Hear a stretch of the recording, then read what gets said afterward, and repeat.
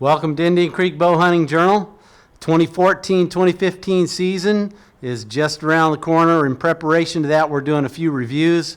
Today we're going to be reviewing the Swhacker Broadhead, the Muzzy Broadhead, and then also the Cabela's Lazer Striker 2.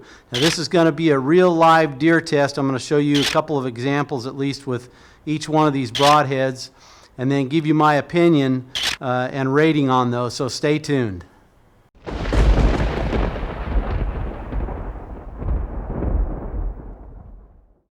If you could draw a perfect storybook picture of your life that really mattered for an eternity, what would it be? That big buck standing broadside at 20 yards? Or a gobbler slowly working his way into bow range? What about the family? Or winning the lotto? Or an easy life? How about a God who loves you and cares enough to have every last hair on your head counted? I bet your mama don't even love you that much. How about a God who understands how desperate your situation is and how you cannot save yourself from your own sin? How about a God who left the royalty of heaven to limit himself in human flesh so that he could suffer and die in your place? How about a God who is patient, waiting for you to repent and join him in drawing the perfect storybook picture of your life?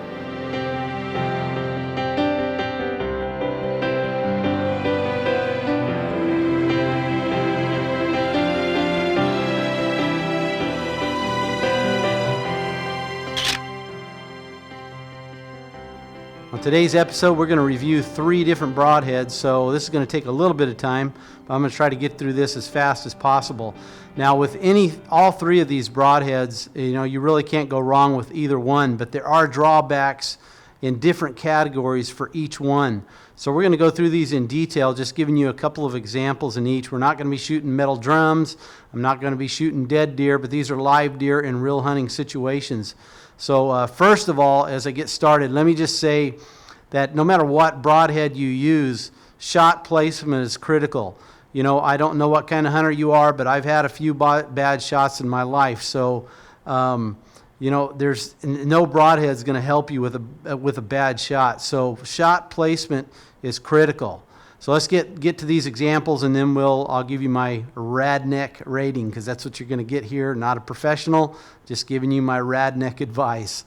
First of all, we have my son's deer.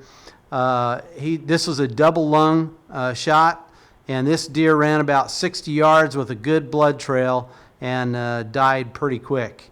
Also probably caught some liver. It was a little bit back, but caught enough of the lung, enough of the liver that deer just ran about 60 yards.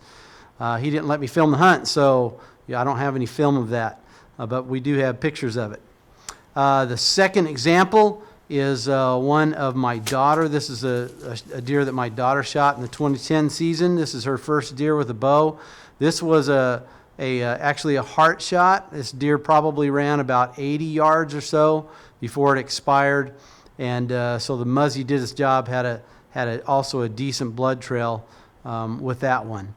Then the third example, I'll give you 3 examples with the Muzzy, was a spike that I shot, and it was from an elevated blind. And sorry about the video being real grainy on this, but that's the way it was. I was hunting using actually a digital camera to film with, because my daughter had the other good camera. But elevated blind, this is a double lung and a spine shot, so that deer goes down right away. Now let me give you the evaluation on the Muzzy just real quick.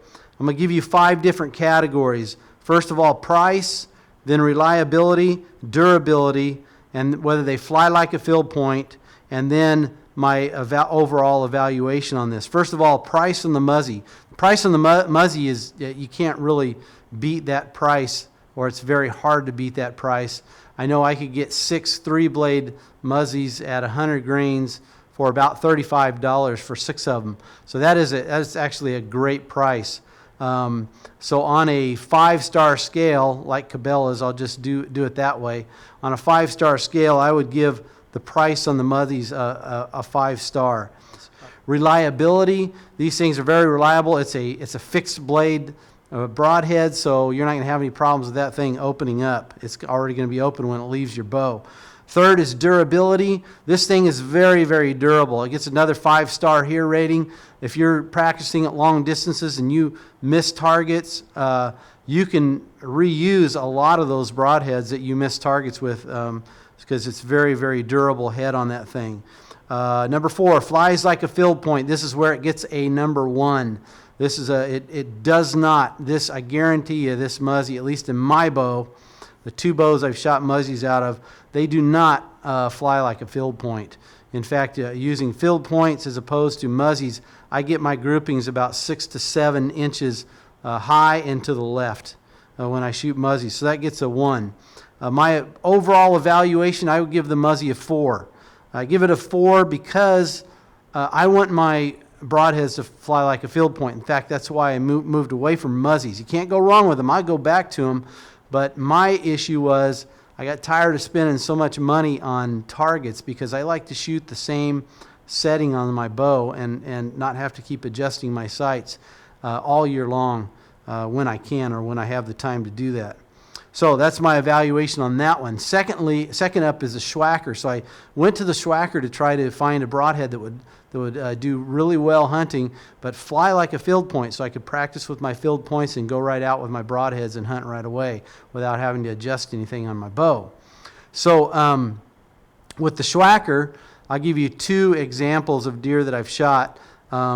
First of all is my second biggest deer that I've shot in my life. This is a heart shot, and this deer ran about 30 yards and expired rather quickly. It was so in this case, the broadhead did its job. The second example I have is one of my bad shots. Unfortunately, not too proud of this shot, but hey, don't want to hear any comments on the bottom, so just don't make any comments about the shot. Everybody has one of those once in a while. So, but anyways, I'm using this example and showing you this because it has a huge impact on the broadhead. But this shot was about 2 inches low, maybe 3 inches low from hitting the heart. The deer did not duck as much as I was aiming because we hunt during the rifle season around our place, especially during the rut. And so the deer are very, very jittery. You got to aim low. And this deer just did not duck as far as I thought it was going to duck. So it's about 2 or 3 inches low, and it hit the leg, and so hit the bone in the leg, and as a result, I could not reuse it. The furrow on that thing's not the greatest. So those are the 2 examples. Let me just give you an evaluation here. First of all, on price. These things are a little too pricey for me, the entry point level anyways. About $35 for 3 of them. I didn't like the fact that I had to spend so much money on a broadhead. So I would give the price about a 2.5 star on that. Now, this can go up to a 4 or 5 star if you go to eBay. You can find some really, really cheap deals on eBay. In fact, I've seen them for under $20 for 3 broadheads when you get maybe someone who's got a sale on or something. So you can find them cheaper. I would go up at $35, in my opinion. From my perspective, it's just not worth it. But under $20, I would definitely reuse them if I could consistently get them for that price. Reliability, I've never had a problem with it. It's always opened up. But again, I've got a limited experience with the Swhacker. So I would give that reliability a 5 star on that one. And then durability, I give it a 1 star. They have designed this thing with a very, very narrow furrow. I'm not even sure what you call it. I'm just a RadNek. So, but that top part is too thin. And the reason why I use this bad shot on this one deer is because I wanted to show how when you hit bone, I could not reuse that one that hit bone. And so with the Muzzy, I guarantee I would have been able to reuse it. With the Cabela's Lazer Striker 2, probably could be able to reuse that even though it hit bone. Durability a 1. Flies like a field point, gets a 5. There's no problems there at all. My overall evaluation would be a 4. So if you buy the Swhacker Broadheads and have ground that's not like dirt soft or really sand soft ground, For example, when you're practicing, again, I like to practice with my broadheads too. So when you're practicing at a long distance, if I ever missed with those Swhackers at long distances, I could kiss that broadhead goodbye. And so, so just remember that for pretty much every shot you're going to take, you're probably not going to be able to reuse that broadhead. But if I could get them for under $20, I wouldn't have no problem buying those broadheads again and using them. Then there's the Cabela's Laser Striker 2. Wanted to try to find something that was a little more durable, and the Cabela's Laser Striker 2 looked like it might fit the bill. So this last season, that's what I used exclusively, was this broadhead.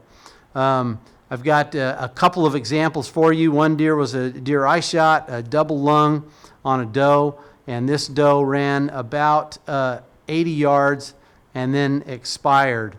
Now, one thing with the Cabela's Laser Striker 2 that I did notice, at least with the two deer that I shot, the two deer that I'm going to use in this example, is that there was not the greatest of blood trails, but I'll be honest with my evaluation on why that might have been. The second example is my daughter. It was a double lung. This deer ran maybe, actually ran about 20 yards one way. I hit a tree, ran back the other way, hit another tree about 30 yards away, but it was actually from the spot of shooting the deer. It might have been 25 yards away. This deer expired pretty quick. And there was a decent blood trail on that one, even though my daughter saw the deer fall. The last example was a deer that I shot that was quartering away pretty hard. Now this deer, it enters towards the rear end, but it's quartering really hard, and I believe it hit the offside shoulder. So I don't think it punctured on the outside or on the offside shoulder. And so I believe that hit that side, and I'll tell you why I believe that is because I never did find this deer. But that deer fell on camera, and then about 3 or 4 minutes later it recovered, it got back up, and sort of stumbled off. And where it actually went, I found it about 3 or 4 days later, it actually went about 80 yards, just kind of stumbling, I assume it did. But there was absolutely no blood. There was no rain, no nothing, but there was absolutely no blood from the place where that deer fell on camera, which was quite upsetting. And the place where it went to was really, really thick. I walked by that deer within about 15 feet. That's how thick it was where I was looking. Within 15 feet of that deer on both sides of that deer, but never walked over the top of it and never saw it, unfortunately. And I probably walked about 8 miles looking for that deer. But here's my evaluation on the Cabela's Laser Striker 2 in closing. First of all, price. Price comes in at about $19.99, about $20 for 3. That's actually a great price. That's why I was drawn to this broadhead. So I give it a 5-star there. Reliability, it seems to open well. I've never had a problem with it not opening up, and so I would give it a 4.5 star there or so. Durability, I'd give it about probably a 3.5 to a 4 because it's not like a Muzzy, but it is a very durable broadhead. It's much more durable than the Swhacker, especially.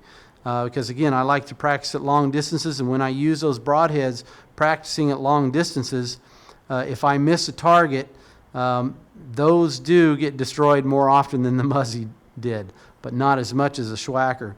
So durability, I'd give it a 4. A flies like a field point gets a 5 here. That one flies great. I can use my field tips on at practice and go out, and I know those Cabela's Laser Striker 2s are going to fly exactly like my field point. My overall evaluation, I'd give it a 4. So, so that's my RadNek advice. Which one am I going to use this upcoming season? Probably, definitely not going to use the Muzzy because the Muzzy, I don't want to spend a whole lot of money on targets. I like to use my field point, so I need something that flies like a field point. So I'm undecided. I might use, I know I still have some Cabela Laser Striker 2 ready to go, a couple of packages new. I've even toyed with the idea of getting some Swhackers again. So which one am I going to use? I'm not sure. But that's my RadNek advice. I hope that's helpful. Be sure and give us a thumbs up and subscribe, and you'll get all the videos that we have for this season, 2014-15. You'll get a notice by email.